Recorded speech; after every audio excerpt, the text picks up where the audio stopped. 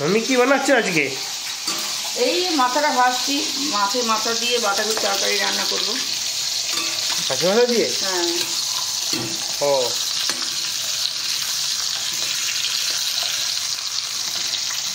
মাথাটা ভাজা হোক আগে।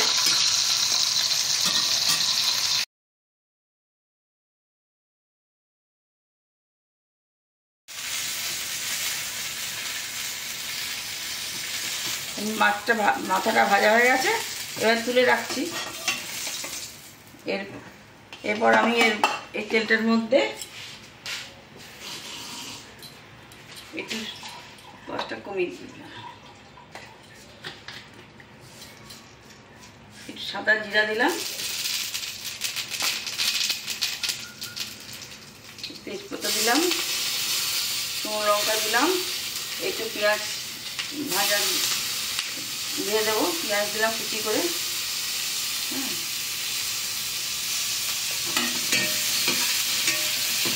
একটু ভাজা হয়ে যাওয়ার পরে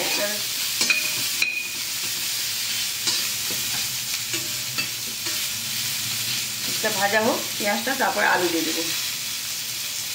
এইটা পেঁয়াজটা ভাজতে ভাজতে আমি এই যে মশলা করে নেবো, আদা দিয়েছি, কাঁচা লঙ্কা দিয়েছি, গরম মশলা দিয়েছি, একটা রসুন দিয়েছি, আর গোটা ধনে দিয়েছি, আর জিরা দিয়েছি অল্প অল্প করে, একটু বেটে নেব। এবার আলু দিয়ে দিই, ভাজা হবে।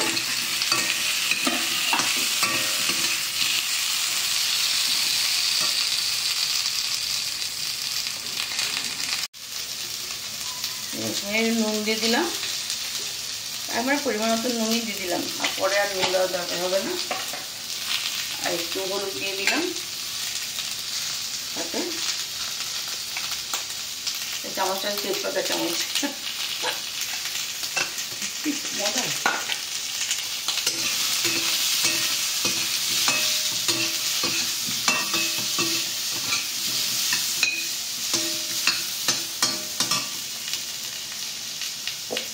এরপর বেটে রাখা মশলাগুলো আমি দিয়ে দেবো।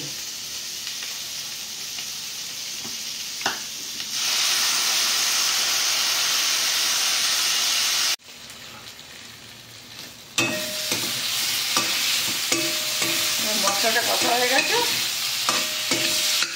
এরপর বাঁধাকপিগুলো দিয়ে দেবো।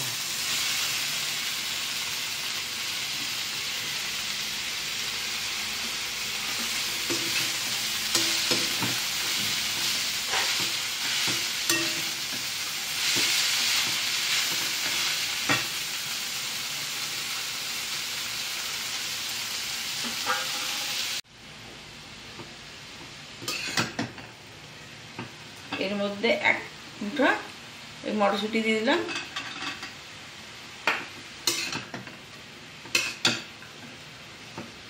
একটুখানি বাঁধাকপিটা সিদ্ধ হয়ে যায়, তার জন্য চাপা দিয়ে রেখে দেবো।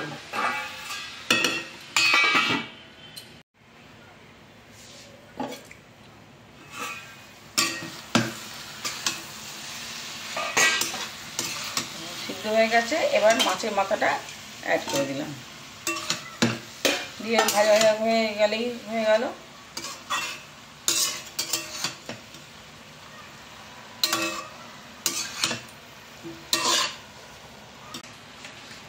একটু চিনি দিয়ে দিলাম, গুড় দিয়ে দিলাম,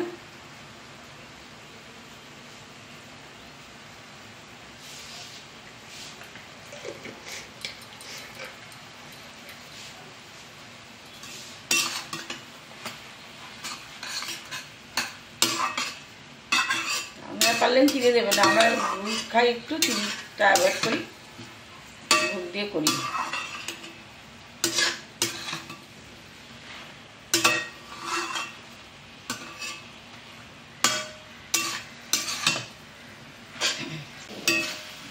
দেখ এবার হয়ে গেছে, ভাজা ভাজা হয়ে গেছে, দেখছিস তো?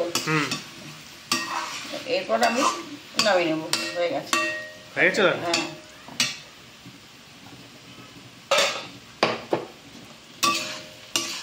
গ্যাসটা অফ করে দিই। রুটি আর পরোটার সঙ্গে মানে ভালো লাগবে না খেতে? হ্যাঁ, রুটি পরোটা ভাতের সাথেও ভালো লাগে।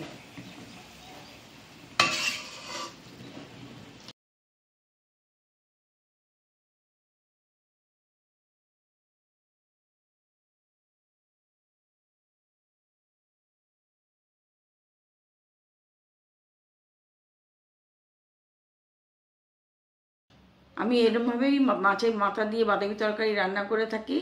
হ্যাঁ, আপনারা আমার মতন করে রান্না করে খেয়ে দেখবেন, তারপরে আমাকে কমেন্টস করে জানাবেন যে কেমন খেতে লাগে। কিন্তু টমেটো আমি দিই না এই মাছের মাথা দিয়ে বাঁধাকপি তরকারিতে, করে দেখবেন অবশ্যই।